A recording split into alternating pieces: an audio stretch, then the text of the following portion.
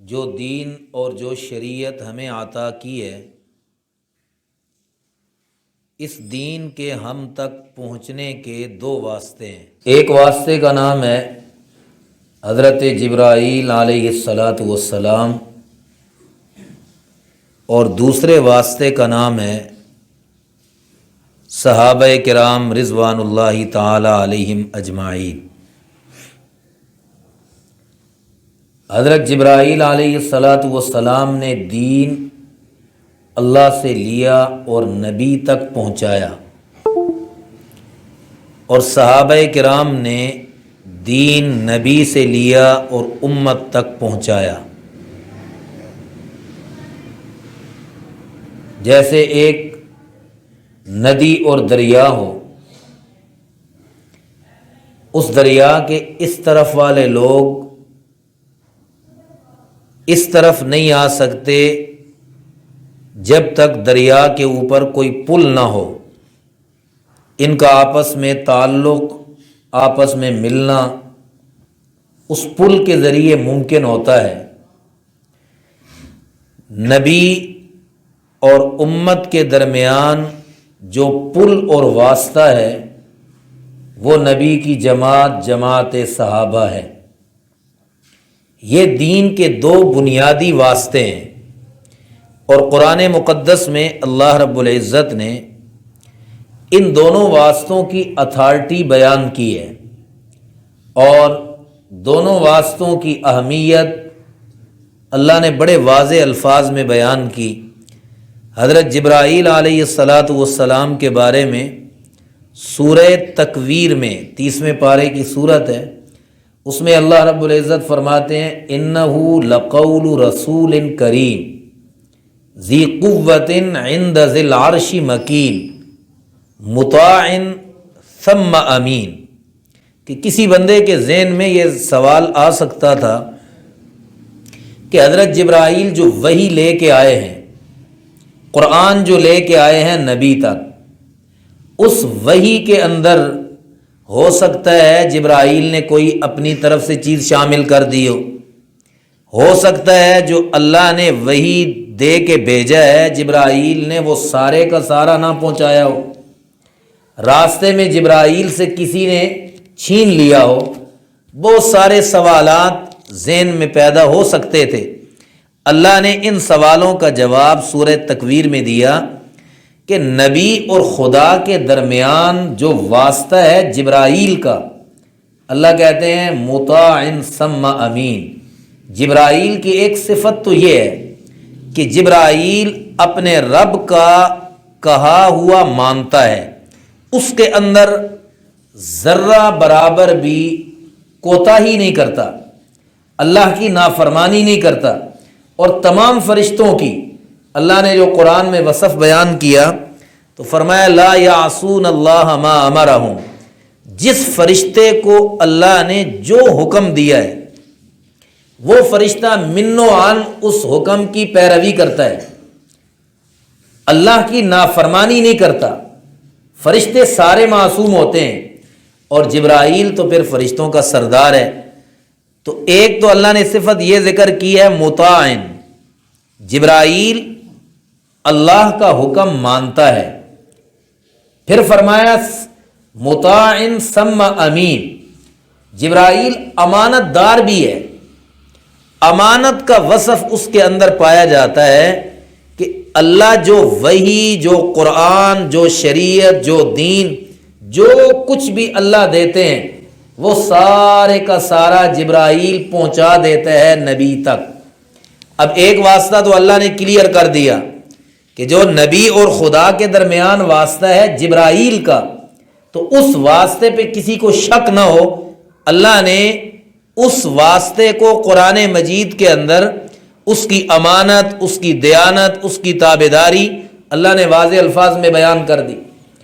پھر نبی سے جو دین لیا صحابہ نے اور امت تک صحابہ نے پہنچایا، ہمارے اور نبی کے درمیان واسطہ بنے جماعت صحابہ، ان کے بارے میں بھی اللہ نے بڑے واضح الفاظ میں سورہ فتح میں 26ویں پارے کی سورت فتح میں اللہ نے ایک جملہ فرمایا عالم ما فی قلوبہم، کہ اللہ نے ان صحابہ کا امتحان لیا، نبی نے صحابہ کی تعلیم، ان کی تربیت، ان کا تزکیہ، نبی ان کو تدریجاً آہستہ آہستہ ان کی تعلیم و تربیت کرتے رہے، تو اللہ نے جب امتحان لیا تو امتحان لے کے اللہ نے نتیجہ سنایا، عالم ما فی قلوبہم، اللہ نے فرمایا جتنے نبی کے شاگرد بیٹھے ہیں میں نے سب کے دلوں کو دیکھا ہے، ان کے دلوں میں سوائے ایمان کے، سوائے عمل صالح کے، سوائے نبی کی محبت کے کوئی اور چیز ان کے دلوں میں نہیں ہے۔ عالم ما فی قلوبہم، یہ دو واسطے اللہ نے کلیئر کر دیے۔ نبی اور خدا کے درمیان واسطہ کون ہے؟ کیوں جی؟ حضرت جبرائیل علیہ السلام، وہ واسطہ بھی امانت دار ہے، کوئی کوتاہی نہیں کرتا۔ اور نبی اور امت کے درمیان کون واسطہ ہے؟ صحابہ، وہ واسطہ بھی اللہ نے واضح کر دیا کہ اس کے اندر بھی کسی قسم کے شک و شبے کی گنجائش۔ اگلی بات، قیامت تک کی انسانیت کے لیے اللہ نے قرآن میں دو نمونے بیان کیے ہیں۔ پہلے یہ سمجھے نمونہ کیا ہوتا ہے۔ ہم اپنی زبان میں بھی یہ لفظ استعمال کرتے ہیں نمونہ، لیکن اس کے مفہوم کی طرف ذہن نہیں جاتا۔ نمونہ کیا ہوتا ہے؟ ایک آدمی نے دکان بنائی، وہ اپنی دکان کے شوکیس میں ایک سیمپل رکھتا ہے، باقی سارا مال اس کا گودام میں پڑا ہوا ہے۔ ایک سیمپل نکال کے وہ شوکیس میں رکھتا ہے۔ اب میں آپ سے پوچھتا ہوں، جتنا اس دکاندار کے پاس مال ہے، اس مال میں سے بطور سیمپل کے وہ وہی چیز رکھے گا نا جو سارے مال میں سے سب سے زیادہ ناقص ہوگی؟ کیوں جی؟ بلکہ سارے مال میں سے جو چیز سب سے اعلیٰ ہوگی، کوالٹی میں سب سے اچھی ہوگی، وہ نمونے کے طور پہ وہ سجائے گا، کیونکہ وہ جانتا ہے کہ میرے پاس مال خریدنے والا آئے گا، یہ سیمپل دیکھے گا، اگر اس کو سیمپل پسند آ گیا تو وہ پورے گودام کا سودا کر جائے گا۔ لیکن اگر خدا نہ خواستہ سیمپل ہی پسند نہ آیا، نمونہ ہی اس کو پسند نہ آیا، تو باقی مال تو کوئی بھی نہیں خریدے گا۔ ہم سارے انسان ناقص ہیں، اور ہمارے بنائے ہوئے نمونے بھی ناقص ہیں۔ جتنا مرضی ہم کوشش کر لیں اچھی سی اچھی چیز بنانے کی، صاف ستھری چیز بنانے کی، لیکن انسان ناقص ہے تو اس کا بنایا ہوا نمونہ بھی ناقص ہے۔ اب میں آپ سے پوچھتا ہوں، اللہ کی ذات کامل ہے یا ناقص ہے؟ صرف کامل نہیں، اللہ کی ذات اکمل ہے۔ اللہ کی ذات اکمل ہے۔ اللہ نے جو چیز نمونہ بنائی ہے اور قرآن میں بطور نمونہ کے پیش کی ہے، وہ چیز بھی کامل ہوگی۔ اس چیز کی خوبی اور اس کے کمال کے اندر بھی کوئی شک نہیں ہوگا۔ تو اللہ نے قرآن میں دو نمونے بنائے ہیں۔ ایک نمونہ بنایا ہے ذات مصطفیٰ کو۔ کس کو نمونہ بنایا ہے؟ ذات مصطفیٰ کو۔ اور دوسرا نمونہ بنایا ہے جماعت مصطفیٰ کو۔ دونوں پہ قرآن کی میں آیت پڑھنے لگا ہوں۔ ذات مصطفیٰ کو اللہ نے نمونہ بنایا، دلیل کیا ہے؟ اللہ سورۃ احزاب میں فرماتے ہیں، لَقَدْ كَانَ لَكُمْ فِي رَسُولِ اللَّهِ أُسْوَةٌ حَسَنَةٌ۔ قیامت تک آنے والی انسانیت کو اللہ خطاب کر کے کہتے ہیں، تمہارے لیے میرے محبوب کی زندگی میں بہترین نمونہ ہے۔ تمہارے لیے میرے محبوب کی زندگی میں بہترین نمونہ ہے۔ اب اللہ جس کو بہترین کہہ رہے ہیں وہ کتنا بہتر ہوگا؟ اللہ جس کو اچھا کہہ رہے ہیں وہ کتنا اچھا ہوگا؟ پھر اللہ نے نبی کی جماعت صحابہ کو بھی نمونے کے طور پہ پیش کیا۔ سورۃ البقرہ پہلے پارے کا آخری رکوع اللہ فرماتے ہیں، فَإِنْ آمَنُوا بِمِثْلِ مَا آمَنْتُمْ بِهِ فَقَدْ اهْتَدَوْا۔ پوری کائنات کے اندر جتنے غیر مسلم ہیں، یہودی ہیں، عیسائی ہیں، مشرکین ہیں، ہندو ہیں، سکھ ہیں، کوئی بھی مذہب اپنانے والے دنیا میں، اللہ سب کو خطاب کر کے کہتے ہیں فَإِنْ آمَنُوا بِمِثْلِ مَا آمَنْتُمْ بِهِ، اگر یہ دنیا کے کافر ویسا ایمان لائیں جیسے نبی کی جماعت ایمان لائی ہے، فَقَدْ اهْتَدَوْا، اللہ کہتے ہیں یہ سارے ہدایت پا جائیں گے۔ وَإِنْ تَوَلَّوْا، اور اگر ان کا ایمان صحابہ کے ایمان جیسا نہ ہوا، فَإِنَّمَا هُمْ فِي شِقَاقٍ، تو یہ بڑی ہی بدبختی میں ہوں گے، ہدایت ان کے قریب بھی نہیں جائے گی۔ تو اللہ نے نمونہ ذات مصطفیٰ کو بھی بنایا اور جماعت مصطفیٰ کو بھی نمونہ بنایا۔ حضرت عبداللہ ابن عباس رضی اللہ تعالی عنہما، نام سنا ہے آپ حضرات نے؟ عبداللہ ابن عباس رضی اللہ تعالیٰ عنہ کون تھے؟ آپ صلی اللہ علیہ وسلم کے چچا زاد بھائی تھے۔ حضرت عباس رضی اللہ تعالی عنہ حضور کے چچا ہے، ان کے بیٹے ہیں حضرت عبداللہ ابن عباس۔ اللہ نے بڑا ہی علم دیا، قرآن کی تفسیر کا علم، دین کا فہم، یہی وجہ ہے ہجرت سے 3 سال پہلے یہ پیدا ہوئے، اور آپ صلی اللہ علیہ وسلم نے جب دنیا سے پردہ فرمایا تو حضرت عبداللہ ابن عباس کی عمر تھی ٹوٹل 13 سال، لیکن حضرت فاروق اعظم رضی اللہ تعالی عنہ کو حضرت عبداللہ ابن عباس پہ اتنا اعتماد تھا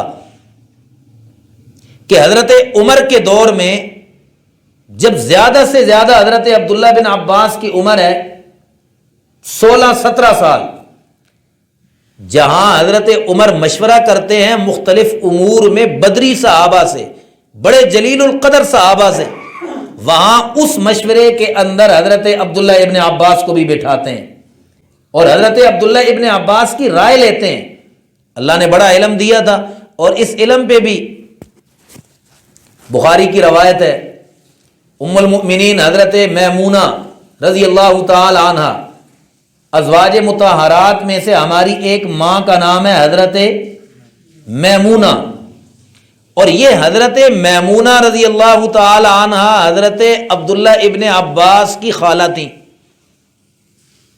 حضرت عباس جو عبداللہ ابن عباس کے والد ہیں، ان کی بیوی کا نام ہے ام فضل۔ یہ ام فضل اور حضرت میمونہ آپس میں بہنیں، تو حضرت عبداللہ بن عباس کے حضور سے 2 رشتے ہو گئے، ایک تو چچا کے بیٹے ہیں اور ساتھ ام المؤمنین حضرت میمونہ کے بھانجے بھی ہیں۔ حضور علیہ الصلوۃ والسلام کہیں سفر پہ تھے، رات کے آخری پہر آپ کا معمول تھا اٹھ کے وضو کرنا، تہجد کی نماز پڑھنا۔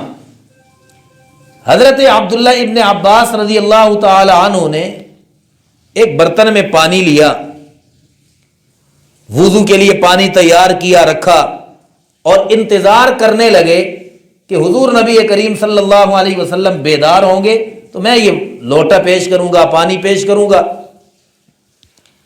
آپ تہجد کے وقت اٹھے تو دیکھا وضو کا تو سارا انتظام ہوا ہے، پانی رکھا ہوا ہے، لوٹا رکھا ہوا ہے۔ تو آپ صلی اللہ علیہ وسلم نے پوچھا بھائی یہ کس نے رکھا ہے؟ تو حضرت عبداللہ ابن عباس رضی اللہ تعالی عنہما نے فرمایا یا رسول اللہ میں نے رکھا ہے۔ آپ نے اس وقت ایک دعا دی، خوش ہو گئے، ظاہر ہے بندہ کسی کی خدمت سے خوش ہوتا ہے، دعا دیتا ہے۔ حضور نے حضرت عبداللہ بن عباس کو دعا دی اور فرمایا اللہم علمہ التأویل وفقہہ فی الدین، اے اللہ قرآن کی تفسیر کا علم میرے عبداللہ کو دے، وفقہہ فی الدین، اور دین کے اندر فقاہت عبداللہ کو دے۔ حضور کی دعا ہو کیسے قبول نہ ہو؟ آپ کی زبان نبوت سے یہ دعا نکلی اور عبداللہ ابن عباس کے حق میں ایسی قبول ہوئی کہ اللہ نے اس امت میں امام التفسیر بنا دیا، یعنی سب سے بڑے تفسیر کے امام۔ آج بھی احادیث کی کتابوں میں حضرت عبداللہ ابن عباس کی تفسیری روایات کو لیا جاتا ہے. یہ جو میں نے آیت پڑھی ہے فَإِنْ آمَنُوا بِمِثْلِ مَا آمَنْتُمْ بِهِ فَقَدْ اهْتَدَوْا، حضرت عبداللہ ابن عباس رضی اللہ تعالی عنہما اس آیت کی تفسیر میں فرماتے ہیں کہ اللہ جو فرما رہے ہیں فَإِنْ آمَنُوا بِمِثْلِ مَا آمَنْتُمْ بِهِ، ما آمنتم بِهِ سے مراد عبداللہ ابن عباس فرماتے ہیں ابو بکر ہیں، عمر ہیں، عثمان ہیں، علی ہیں، حضور کے یہ 4 خلفاء اور حضور کی باقی جتنی جماعت ہے، جماعت صحابہ، ان سب کے بارے میں اللہ فرماتے ہیں دنیا کے کافر تم جیسا ایمان لائیں، ابو بکر و عمر جیسا ایمان لائیں، عثمان و علی جیسا ایمان لائیں، نبی کے باقی صحابہ جیسا ایمان لائیں، تو اللہ کہتے ہیں پھر ان کا ایمان میں قبول کروں گا. تو اللہ نے اس جماعت کو بنا دیا نمونہ. میرے اور آپ کے لیے جماعت صحابہ نمونہ ہے، اور میں نے عرض کیا اللہ خود کامل ہیں تو اللہ کا بنایا ہوا نمونہ بھی کامل ہے. اور ایک عقیدہ یاد رکھیں، ہمارا اہل سنت والجماعت کا عقیدہ ہے اللہ بھی پاک ہیں، نبی بھی پاک ہیں، اور صحابہ بھی پاک ہیں. اللہ بھی پاک، نبی بھی پاک، اور صحابہ بھی پاک. اللہ کس چیز سے پاک ہیں؟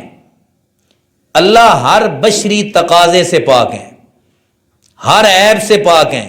انسان کو جو تقاضے ہوتے ہیں، کھانا انسان کے لیے ہے، پینا انسان کے لیے ہے، قضاء حاجت انسان کے لیے، بیماری انسان کے لیے، صحت انسان کے لیے، جتنے بشری تقاضے ہیں اللہ ان سارے تقاضوں سے پاک ہیں، ہر عیب سے اللہ پاک ہیں.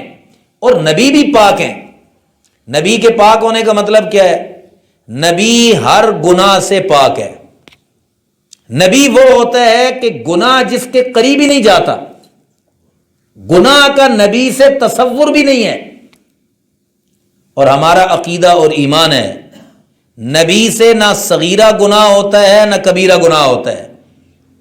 دعوے نبوت سے پہلے بھی گناہ نہیں ہوتا، اور دعوے نبوت کے بعد بھی نبی سے کوئی گناہ نہیں ہوتا. دعوے نبوت سے پہلے بھی نبی معصوم ہوتا ہے، دعوے نبوت کے بعد بھی نبی معصوم ہوتا ہے. دعوے نبوت سے پہلے نبی اس لیے معصوم ہوتا ہے، ابھی نبوت کا دعویٰ تو نہیں کیا، لیکن اللہ گناہوں سے پاک اس لیے رکھتے ہیں کہ کل جب نبی نبوت کا دعویٰ کرے گا اور لوگوں کو برائیوں سے روکے گا تو نبی کی قوم کا کوئی فرد اٹھ کے نبی پہ انگلی نہ اٹھا سکے. کل تو آپ یہ خود کام کرتے تھے، آج ہمیں روکتے ہیں. کل یہ کام آپ نے خود کیا تھا، آج ہمیں منع کرتے ہیں. اس لیے اللہ نبی کو پیدائشی معصوم پیدا کرتے ہیں. دعوے نبوت سے پہلے نبی معصوم ہے، اور دعوے نبوت کے بعد تو نبی اس لیے معصوم ہوتا ہے کہ نبی اپنی امت کے لیے نمونہ ہوتا ہے. اور اگر نمونے کے اندر ہی کوئی غلطی آ جائے، نمونے کے اندر ہی کوئی فالٹ آ جائے، تو وہ دوسرے اس سے کیا سبق لیں گے، دوسرے اس سے کیا رہنمائی لیں گے.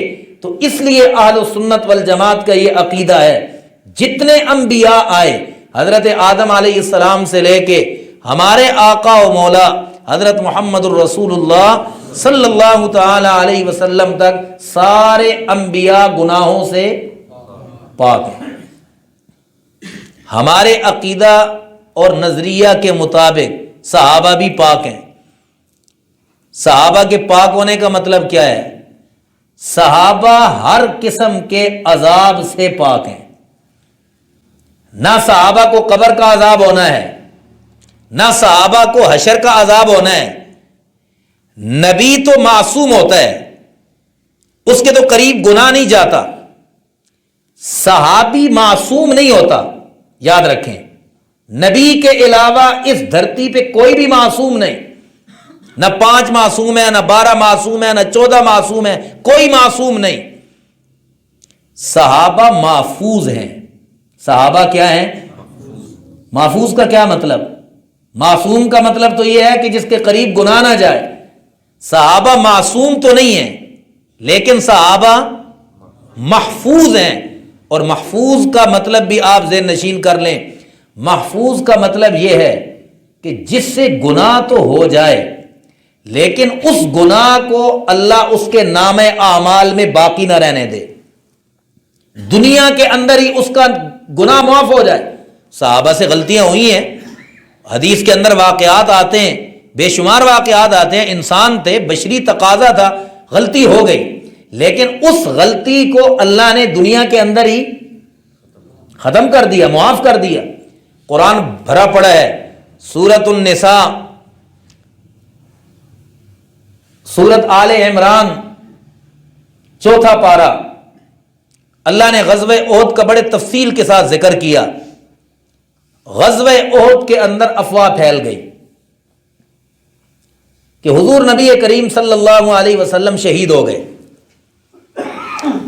آپ صلی اللہ علیہ وسلم کے مشابہ جن کی شکل و صورت حضور سے ملتی تھی، ایک صحابی تھے حضرت مصعب بن عمیر رضی اللہ تعالی عنہ۔ احد کی لڑائی میں حضرت مصعب بن عمیر علم بردار بھی تھے، شہید ہو گئے۔ تو کفار نے یہ مشہور کر دیا کہ قد قتل محمد صلی اللہ علیہ وسلم، الیاذ باللہ حضور نبی کریم صلی اللہ علیہ وسلم شہید کر دیے گئے۔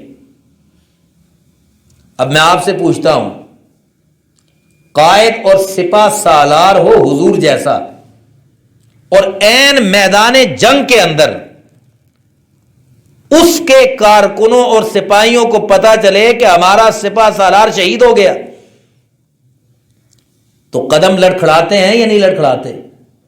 قدم پھسلتے ہیں، انسان بددل ہو جاتا ہے۔ صحابہ کرام کے کانوں میں یہ خبر پڑی تو صحابہ کرام کے قدموں میں وہ ثابت قدمی نہ رہی، اور بعض صحابہ وہاں میدان چھوڑ کے پہاڑ کی طرف چڑھنے لگے۔ اب یہ صحابہ سے غلطی ہوئی، ان کو میدان وہاں چھوڑنا نہیں چاہیے تھا۔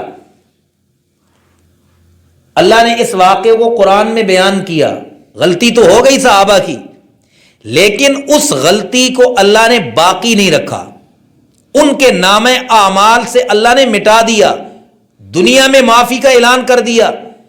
اللہ سارا واقعہ بیان کر کے کہتے ہیں اذ تسعدون ولا تلوون علی احد والرسول یدعوکم فی اخراکم، وہ وقت یاد کرو جب تم پہاڑ کی طرف چڑھ رہے تھے اور تم نے پیٹھ پھیری ہوئی تھی، اللہ کا رسول تمہیں بلا رہا تھا، اس وقت تمہیں منہ نہیں موڑنا چاہیے تھا، لیکن سارا واقعہ بیان کر کے اللہ آخر میں کہتے ہیں وَلَقَدْ عَفَا عَنْهُمْ، جو کچھ بھی تم سے احد کی لڑائی میں ہوا اللہ نے معاف کر دیا۔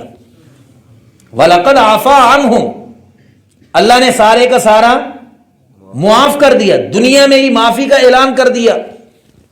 ایمانداری سے آپ بتائیں، اللہ قرآن میں کہے جو کچھ ان سے ہوا میں نے معاف کر دیا، آج 1400 سال کے بعد ہم میں سے کسی کو حق پہنچتا ہے کہ صحابہ کی وہ غلطی بیان کرے، جس غلطی کے بارے میں اللہ خود کہہ رہے ہیں وَلَقَدْ عَفَا عَنْهُمْ، میں نے تمہاری غلطی معاف کر دی ہے۔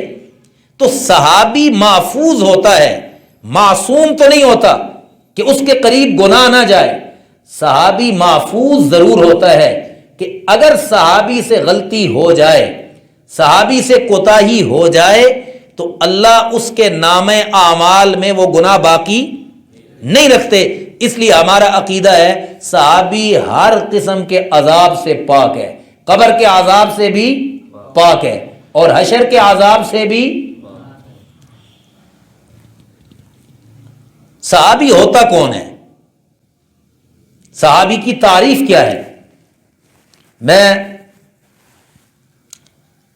آپ حضرات کو صحابی کی تعریف، ایسی تعریف بتانے لگا ہوں کہ جو آپ کے دل و دماغ کے اندر بیٹھ جائے گی انشاءاللہ، اور پھر 1 کروڑ اعتراض بھی کوئی صحابہ پہ کرے نا تو یہ تعریف وہ سارے اعتراضات اڑا کے پھینک دے گی۔ صحابی کی تعریف یہ ہے، صحابی وہ ہوتا ہے جس نے ایمان کی حالت میں چند گھڑیاں نبی کی صحبت اختیار کی ہو اور اسی ایمان کی حالت میں دنیا سے گیا ہو۔ یاد رکھیں، نبی کو دیکھنا صحابی کے لیے شرط نہیں ہے۔ نبی کو دیکھنا یہ صحابی کے لیے شرط، ورنہ تو بعض نابینے صحابی ہیں۔ حضرت عبداللہ ابن ام مکتوم رضی اللہ تعالی عنہ نابینے، اور کئی صحابہ نابینے تھے تو جنہوں نے حضور کی زیارت نہیں کی، تو معلوم ہوا کہ دیکھنا اور زیارت کرنا یہ شرط نہیں ہے۔ شرط یہ ہے، صحابی وہ ہوتا ہے جس نے چند گھڑیاں ایمان کی حالت میں حضور کی صحبت اختیار کی ہو اور اسی ایمان کی حالت میں وہ دنیا سے چلا گیا ہو۔ مثال کے طور پہ ایک آدمی آیا دن کو 10 بجے حضور کی مجلس میں، آ کے اس نے حضور کا کلمہ پڑھا، ایمان لے آیا، چند گھڑیاں وہاں بیٹھا، 11 بجے اس صحابی کا انتقال ہو گیا۔ میں آپ سے پوچھتا ہوں وہ کہاں جائے گا؟ سارے بولیں۔ نماز اس نے ایک نہیں پڑھی، روزہ اس نے ایک نہیں رکھا، حج اس نے ایک نہیں کیا، زکوٰۃ اس نے نہیں دی، جہاد اس نے نہیں کیا، صدقہ خیرات اس نے نہیں کیا، کوئی نیک عمل اس نے نہیں کیا، لیکن ہے پھر بھی صحابی، ہے پھر بھی جنتی۔ معلوم یہ ہوا کہ ہم نے صحابہ کو مانا ان کے اعمال کی بنیاد پہ نہیں، ہم نے صحابی مانا ہے نبی کی صحبت کی بنیاد پہ۔ جس کو نبی کی صحبت مل گئی وہ صحابی، وہ جنتی۔ اگر صحابہ کے اعمال دیکھے جاتے، اگر صحابہ کو پرکھا جاتا ان کے اعمال کی بنیاد پہ، تو پھر تو اس صحابی نے ایک نماز نہیں پڑھی، اس نے ایک روزہ نہیں رکھا، اس نے حج نہیں کیا، اس نے زکوٰۃ نہیں دی، اس نے جہاد نہیں کیا۔ اس کے اعمال کے ساتھ ہم بحث نہیں کرتے، اس لیے کہ صحابی کے لیے اعمال کے ساتھ بحث نہیں کی جاتی، صحابی کے لیے دیکھا جاتا ہے اس کی صحبت رسول ہے یا نہیں ہے۔ حضور غزوہ احد کے لیے تشریف لے گئے، ایک بدو بکریاں چراتا ہوا آیا اور مدینہ میں آ کے پوچھا مسلمانوں کا پیغمبر کہاں ہے؟ لوگوں نے بتایا کہ احد کے میدان میں گئے ہیں جہاد کرنے کے لیے۔ بکریاں ساتھ لیں اور احد کے میدان میں پہنچ گیا۔ حضور نبی کریم صلی اللہ علیہ وسلم کی خدمت میں حاضر ہوا اور عرض کیا، یا رسول اللہ صلی اللہ علیہ وسلم، اگر میں آپ کا کلمہ پڑھ لوں، آپ پہ ایمان لے آؤں، مجھے اللہ کیا دے گا؟ تو حضور نبی کریم صلی اللہ علیہ وسلم نے فرمایا، ایمان قبول کر لے، کلمہ پڑھ لے، پھر میدان جہاد میں آ کے جہاد کر، اگر شہید ہو گیا تو اللہ کی جنت میں جائے گا، اور بچ گیا تو غازی بنے گا۔ اب اس صحابی نے عین میدان جنگ میں حضور کے ہاتھ پہ ہاتھ رکھا، کلمہ پڑھا، اور بکریاں وہاں ہی چھوڑ کے احد کی لڑائی میں شامل ہو گیا، لڑتے لڑتے شہید ہو گیا۔ اب آپ بتائیں اس نے نمازیں کتنی پڑھی؟ کوئی نماز نہیں پڑھی۔ روزے کتنے رکھے؟ کوئی روزہ نہیں رکھا، حج بھی نہیں کیا، کوئی اور نیک عمل۔ چند لمحے لڑتا رہا اور شہید ہو گیا۔ شام کو جب شہداء کو جمع کیا گیا تو یہ آدمی بھی ان شہداء میں تھا۔ آپ صلی اللہ علیہ وسلم نے اس کو دیکھا اور فرمایا، صحابہ اس کی خوشبختی دیکھو، صبح کو کلمہ پڑھ رہا ہے اور شام کو رب کی جنت کا وارث بن رہا ہے۔ تو صحابی وہ ہوتا ہے کہ جس نے ایمان کی حالت میں چند گھڑیاں نبی کی صحبت میں گزاری ہوں اور اسی ایمان پہ اس کا خاتمہ ہوا ہو۔ اب اگر کوئی آدمی کہے فلاں صحابی اس کی حکومت میں یہ ہوا، اس کی خلافت میں یہ ہوا، فلاں نے یہ کیا، بھائی ہم نے تو صحابی کو اس کی خلافت کی بنیاد پہ صحابی مانا ہے، کیوں جی؟ ہم نے اس کی حکومت کی بنیاد پہ صحابی مانا ہے؟ ہم نے اس کے عمل کی بنیاد پہ صحابی مانا ہے؟ نہیں، ہم نے صحابی مانا ہے نبی کی صحبت کی بنیاد پہ۔ اس لیے جب ہم کہتے ہیں کہ فلاں نبی کی صحبت میں آ کے ایمان کی حالت میں چند گھڑیاں گزار کے ایمان کی حالت میں دنیا سے چلا گیا تو ہمارا عقیدہ اور ایمان ہے قیامت تک آنے والی تمام امت سے وہ افضل اور برتر ہو گیا۔ یہ بات سمجھ آ گئی ہے؟ عام طور پہ اعتراض کیا جاتا ہے، سیدنا امیر معاویہ رضی اللہ تعالی عنہ بڑے جلیل القدر صحابی ہیں، اور ان کا نام لے کے ان پہ تنقید کی جاتی ہے، اور کہا یہ جاتا ہے کہ حضرت امیر معاویہ رضی اللہ تعالی عنہ کے حضرت علی رضی اللہ تعالی عنہ کے ساتھ جنگ ہوئی، حضرت علی کے ساتھ ان کا قتل و قتال ہوا، بندے دونوں طرف سے شہید ہوئے۔ میں آپ سے پوچھتا ہوں، حضرت موسیٰ علیہ الصلاۃ والسلام اور حضرت ہارون علیہ الصلاۃ والسلام، یہ دو نبی جو تھے، ان کا آپس میں کیا تعلق تھا؟ بھائی تھے، سگے بھائی تھے، ماں بھی ایک ہے، باپ بھی ایک ہے، سگے بھائی ہیں۔ موسیٰ علیہ السلام گئے کوہ طور پہ اور اپنی ساری قوم حوالے کر گئے حضرت ہارون علیہ السلام کے کہ تو بنی اسرائیل کا خیال رکھنا، اور میں 40 دن کے لیے کوہ طور پہ جا رہا ہوں۔ موسیٰ علیہ السلام کوہ طور پہ چلے گئے، پیچھے سے بنی اسرائیل نے ایک بچڑا بنایا اور اس کی پوجا شروع کر دی۔ قرآن نے اس واقعے کو متعدد صورتوں میں، متعدد سپاروں میں نقل کی ہے۔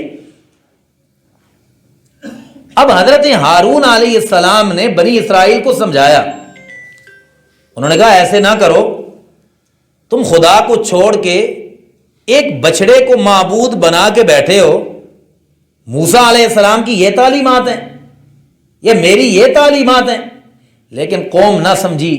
حضرت موسیٰ علیہ السلام واپس آئے اور واپس آ کے قوم کی حالت دیکھی، سارے جناب بچڑے کے پیچھے لگے ہوئے ہیں اور بچڑے کو معبود بنایا ہوا ہے۔ تو موسیٰ علیہ السلام ویسے بھی جلالی پیغمبر تھے، موسیٰ علیہ السلام کو غصہ آیا،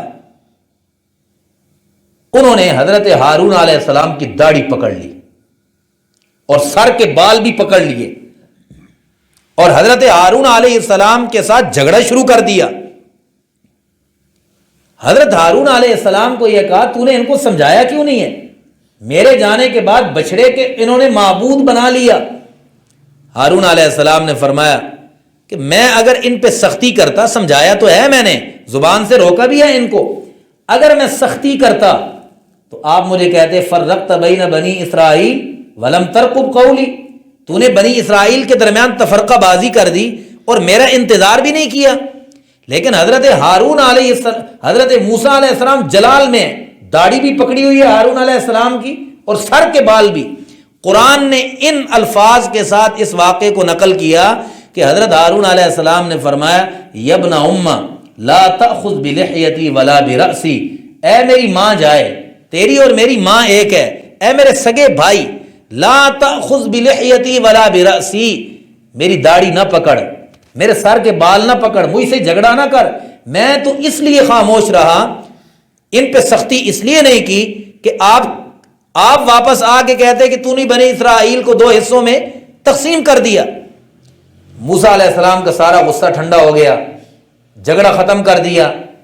اب میں آپ سے پوچھتا ہوں، یہاں جھگڑا کرنے والے 2 نبی ہیں، یہاں جھگڑا کرنے والے 2 نبی ہیں، دونوں کا ایک بات پہ جھگڑا ہوا۔ ہارون علیہ السلام نے جب اپنی صفائی پیش کی، اپنی وضاحت پیش کی، تو اب کیا ہم موسیٰ علیہ السلام پہ تنقید کریں گے یا ہارون علیہ السلام پہ؟ کیوں جی؟ کسی پہ بھی نہیں۔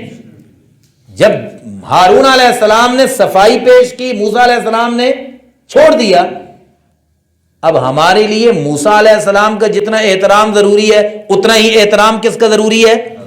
ہارون علیہ السلام کا احترام ضروری ہے۔ جھگڑا ہوا دونوں میں، جھگڑے کے بعد آپس میں صلح بھی ہو گئی، آپس میں صفائی بھی ہو گئی دونوں کی۔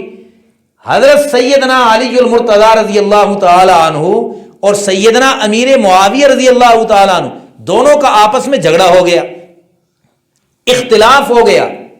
ایک تیسری طاقت نے دونوں کو آمنے سامنے لا کے کھڑا کر دیا۔ اب لڑائی بھی ہوئی ہے، اس سے انکار تو ہو نہیں سکتا، لڑائی بھی ہوئی ہے، لیکن حضرت علی المرتضی رضی اللہ تعالی عنہ ان کے ساتھ ہمارا تعلق زیادہ ہے یہ حضرات حسنین کریمین کا زیادہ ہے؟ کیوں جی؟ جو ان کے صاحبزادے ہیں، جو ان کے بیٹے ہیں، سیدنا امام حسن رضی اللہ تعالی عنہ، سیدنا امام حسین رضی اللہ تعالی عنہ، جب پتہ چلا حضرت علی کی شہادت کے بعد پتہ چلا کہ یہ دشمنوں کی سازش تھی جنہوں نے علی اور معاویہ کو آمنے سامنے لا کے کھڑا کر دیا، جب وہ سازش بے نقاب ہو گئی تو حضرت علی کے بڑے صاحبزادے حضرت سیدنا امام حسن رضی اللہ تعالی عنہ جا کے سیدنا امیر معاویہ سے صلح کر لیتے ہیں۔ میں آپ سے پوچھتا ہوں کہ اگر یہ رنجش کوئی ذاتی مسئلہ تھا، کوئی ذاتی بنیاد پہ عداوت تھی، تو حضرت حسن رضی اللہ تعالیٰ عنہ کبھی صلح کرتے امیر معاویہ سے؟ اگر حضرت سیدنا امام حسن نے صلح کر لی اور حضرت امیر معاویہ کو اپنا امام مان لیا تو آج 1400 سال کے بعد کسی کو اعتراض کرنے کا حق ہے؟ ہمارے لیے جس طرح سیدنا علی المرتضی رضی اللہ تعالی عنہ قابل احترام ہیں، ہمارے آنکھوں کا نور اور ہمارے سروں کا تاج ہیں، اسی طرح سیدنا امیر معاویہ رضی اللہ تعالی عنہ ان کا احترام بھی ضروری ہے۔ تو میں بنیادی طور پہ یہ بات سمجھا رہا تھا کہ صحابی کے عمل کو نہیں دیکھا جاتا، صحابی کی صحبت نبوت کو دیکھا جاتا ہے۔ ورنہ امت میں کئی لوگ ایسے گزرے ہیں جن کو اللہ نے لمبی لمبی عمریں دی، 120 سال 150 سال انہوں نے عمر پائی ہے اور بڑی بڑی عبادتیں کی ہیں، لیکن جو میں نے مثالیں آپ کو ابھی دی ہیں، جو صحابہ حضور کی صحبت میں آئے، جنہوں نے نماز ایک نہیں پڑھی، روزہ ایک نہیں رکھا، زکوٰۃ نہیں دی، حج نہیں کیا، کوئی اور نیک عمل نہیں کر سکے، اب یہ بعد میں آنے والا امتی جو 50 سال 60 سال 80 سال نمازیں پڑھتا رہا، تلاوتیں کرتا رہا، صدقہ خیرات کرتا رہا، جہاد کرتا رہا، عمل کے اندر یہ صحابی سے بڑھ گیا یا نہیں؟ عمل کے اندر صحابی سے بڑھ گیا، لیکن مرتبے اور مقام میں صحابی سے نہیں بڑھ سکتا۔ ساری دنیا کے اولیاء اللہ، ساری دنیا کے ریاستیں اور مجاہدے کرنے والے، عبادتیں کرنے والے، ان کو ترازو کے ایک پلڑے میں رکھ دیا جائے اور چند لمحے حضور کی صحبت میں بیٹھنے والا صحابی ترازو کے دوسرے پلڑے میں رکھ دیا جائے تو یہ سارے مل کے بھی صحابی کے مقام کا مقابلہ۔ آخری بات کر کے ختم کرتا ہوں، میں نے شروع یہاں سے کیا تھا، دین ہم تک پہنچنے کے 2 واسطے ہیں، ایک واسطہ جبرائیل اور دوسرا واسطہ جماعت صحابہ۔ نبی اور خدا کے درمیان واسطہ کون ہے؟ جبرائیل ہے، اور نبی اور امت کے درمیان واسطہ کون ہے؟ صحابہ۔ غزوہ بدر میں حضور علیہ الصلوۃ والسلام، صبح بدر کی لڑائی ہے، پوری رات خیمے میں سجدے کی حالت میں زار و قطار رو رہے ہیں، اور حضرت صدیق اکبر رضی اللہ تعالی عنہ جا کے تسلی دیتے ہیں کہ یا رسول اللہ بس کیجئے۔ آپ نے اس موقع پہ ایک جملہ فرمایا یا اللہ یہ میری 14 سال کی کمائی، 313 افراد جو میں نے ان 14 سالوں میں تیار کیے ہیں، یہ کمائی لے کے آج میں میدان بدر میں آ گیا ہوں، اگر آج ان کو شکست ہو گئی، اگر آج یہ سارے مارے گئے تو پھر اس دھرتی پہ تیرا نام لینے والا کوئی نہ رہے گا۔ اس لیے کہ حضور اس جملے کے ذریعے مجھے اور آپ کو بتانا چاہتے تھے کہ میرا قرآن امت تک پہنچائیں گے یہی صحابہ، میری سنت امت تک پہنچائیں گے یہی صحابہ، میری ذاتی زندگی امت تک پہنچائیں گے یہی صحابہ، میری گھریلو زندگی امت تک پہنچائیں گے یہی صحابہ۔ تو صحابہ نے پھر حضور کی زندگی اور حضور کی سنت اس انداز سے امت تک پہنچائی ہے کہ یہ جو آپ صلی اللہ علیہ وسلم کے داڑھی مبارک کا یہ جو چھوٹا حصہ تھا، اس حصے میں حضور اکرم صلی اللہ علیہ وسلم کے سفید بالوں کی تعداد 19 تھی۔ یہ تعداد بالوں کی گن کے کس نے بتائی ہے؟ میں آپ سے پوچھتا ہوں، تمام تر محبتوں کے باوجود، تمام تر عقیدتوں کے باوجود، آج تک کسی نے اپنے باپ کی داڑھی کے بھی سفید بال گنے؟ کسی نے اپنے مرشد کی داڑھی کے سفید بال بھی گنے؟ بڑے سے بڑا استاد ہو، کوئی شاگرد اپنے استاد کی داڑھی کے بال بھی نہیں گنتا۔ لیکن قربان جائیں، صحابہ نے امت کو یہ بھی بتایا کہ حضور کی داڑھی میں 19 بال سفید تھے۔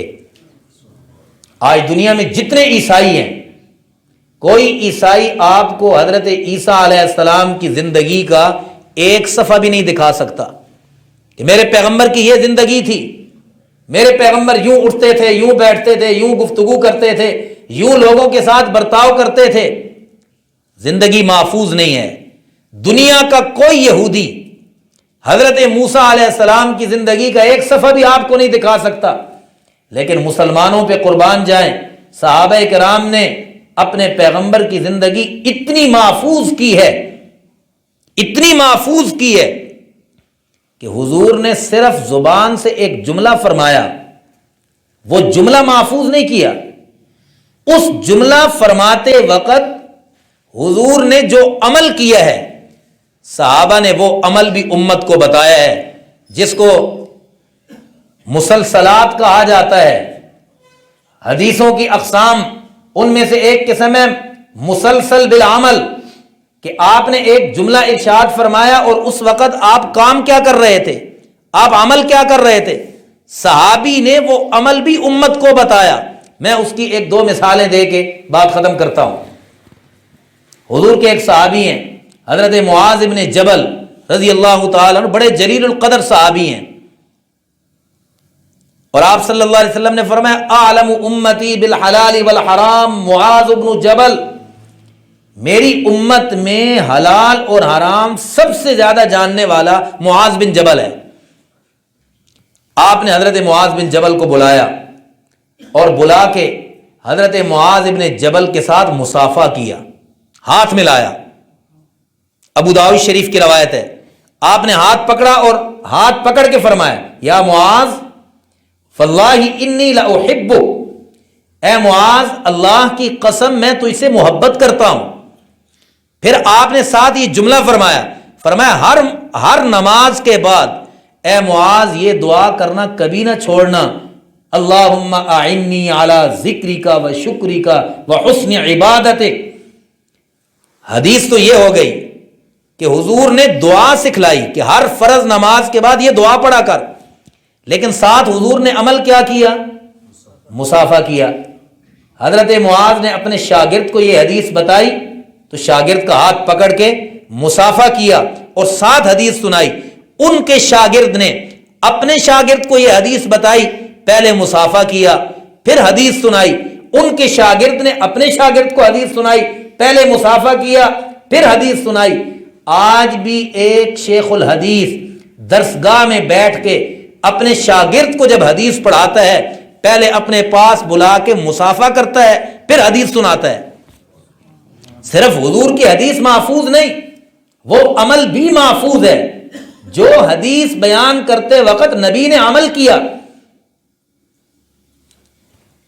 ایک حدیث حضور نبی کریم صلی اللہ علیہ وسلم نے عذاب قبر بیان کیا کہ قبر کے اندر جب گناہگار کو رکھا جاتا ہے، جب کافر اور منافق کو رکھا جاتا ہے، قبر اس کو دباتی ہے اور دونوں طرف سے اتنا تنگ ہوتی ہے کہ اس مردے کی پسلیاں آپس میں اس طرح مل جاتی ہیں جس طرح ہاتھ کی یہ انگلیاں۔ آپ نے اشارہ کر کے بتایا، اس کو تشبیہ کہا جاتا ہے عربی میں۔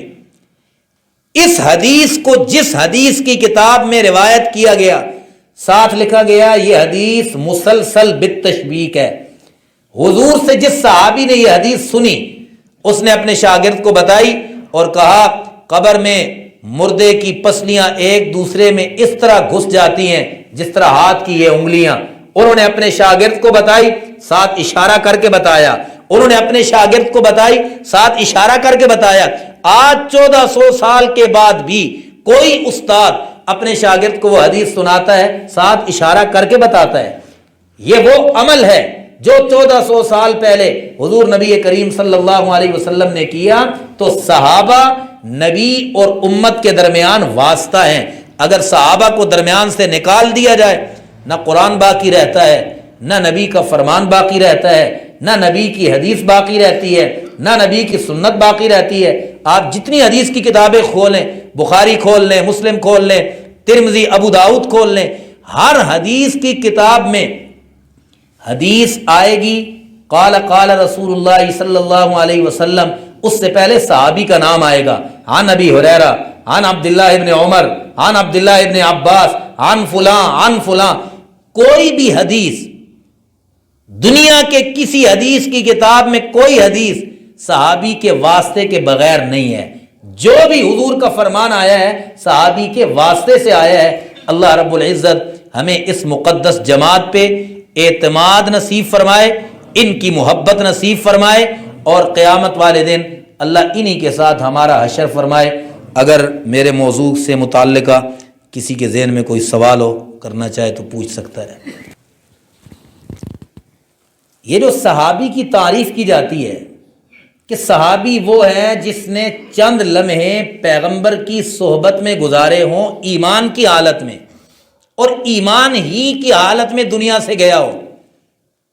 یہ صحابی کی تعریف نبی کے تمام اہل بیت پر بھی صادق آتی ہے، کیونکہ نبی کے اہل بیت وہی اہل بیت بن سکتے ہیں جو پہلے صحابی ہوں، نبی کا پہلے کلمہ پڑھیں۔ ورنہ آپ سارے جانتے ہیں ابو جہل کون تھا؟ ذرا اونچی آواز سے، اہل بیت میں شامل ہے یا نہیں ہے؟ نہیں ہے شامل، اس لیے کہ کلمہ نہیں پڑھا۔ ابو لہب نبی کا سگا چچا تھا، لیکن نبی کے اہل بیت میں شامل نہیں ہے، اس لیے کہ اس نے پیغمبر کا کلمہ نہیں پڑھا۔ معلوم ہوا کہ نبی کی اہل بیت کا فرد وہی کہلائے گا جو پہلے نبی کا کلمہ پڑھے گا، پہلے نبی کی صحبت اختیار کرے گا، نبی پہ ایمان لائے گا۔ اس لیے جب ہم صحابی کا لفظ بولتے ہیں تو یہ صحابہ کو بھی شامل ہوتا ہے، نبی کے اہل بیت کو بھی۔ ہاں، اہل بیت کی یہ الگ فضیلت ہے کہ وہ نبی کے صحابی بھی ہیں، اور سونے پر سہاگا یہ کہ نبی کے خاندان کے بھی ہیں، یہ ان کی ڈبل فضیلت ہو گئی۔ لیکن صحابیت کے اندر تمام اہل بیت باقی صحابہ کے ساتھ شامل ہیں۔ ان کا ایک، آپ یہ سمجھ لیں، ایک اضافی ان کی خصوصیت اور اضافی ان کی فضیلت ہے کہ وہ نبی کے صحابی بھی ہیں اور ساتھ نبی کے خاندان کے بھی ہیں، نبی کے اہل بیت کی بھی ہیں۔ اللہ صحابہ اور اہل بیت دونوں کی محبت ہمیں نصیب فرمائے۔ الحمدللہ رب العالمین والعاقبۃ للمتقین والصلاۃ والسلام علی سید الانبیاء والمرسلین۔ اللہم انک عفو کریم تحب العفو فاعف عنا یا کریم۔ اللہم انا نسألک الہدی والتقی والعفاف والغنی ولا حول ولا قوة الا باللہ العلی العظیم۔ اے کریم اللہ، جو کچھ کہا گیا سنا گیا اے اللہ اپنی بارگاہ میں قبول فرما۔ اے اللہ، ہم میں سے جو بیمار ہیں ان کو شفائے کاملہ عاجلہ نصیب فرما۔ اے اللہ، سب پریشان حالوں کی پریشانیاں دور فرما۔ اے اللہ، ہمارے صغیرہ کبیرہ گناہ معاف فرما، ہماری غلطیاں اور خطائیں معاف فرما۔ اے کریم اللہ، ہمیں قرآن کا فہم نصیب فرما، نبی کی سنت کا اتباع نصیب فرما، صحابہ اہل بیت کے نقش قدم پہ چلنے کی توفیق عطا فرما۔ اے اللہ، پوری دنیا میں جہاں مسلمان مظلوم ہیں ان کی مدد اور نصرت فرما، بالخصوص فلسطین کے اندر۔ اے اللہ، ہمارے مظلوم فلسطینی بھائی، اے اللہ وہاں بچے بھی زخمی ہیں، عورتیں زخمی ہیں، بڑے زخمی ہیں اور ظلم سہ رہے ہیں۔ اے اللہ، ان یہودیوں کے مظالم سے ہمارے فلسطینی بھائیوں کو نجات عطا فرما۔ اے اللہ، ان کی غیبی مدد اور نصرت فرما۔ اے اللہ، ان کی غیبی مدد اور نصرت فرما۔ اے اللہ، یہودیوں کا قلع کما فرما۔ اے اللہ، یہودیوں کو تباہ و برباد فرما۔ اللہم زلزلہم الیہود، اللہم دمر دیارہم، اللہم خرب بلادہم، اللہم خرب بلادہم، اللہم انصر اخواننا فی فلسطین، اللہم انصر الاسلام والمسلمین، اللہم انصر عساکر المسلمین من کانوا وحیث کانوا، اللہم انصر من نصر دین محمد صلی اللہ علیہ وسلم وجعلنا منہم، واخذل من خذل وخالف وعادى دين محمد صلى الله عليه وسلم اللهم لا تجعلنا منهم وصلى الله تعالى على رسول خير خلقه محمد وعلى آله وأصحابه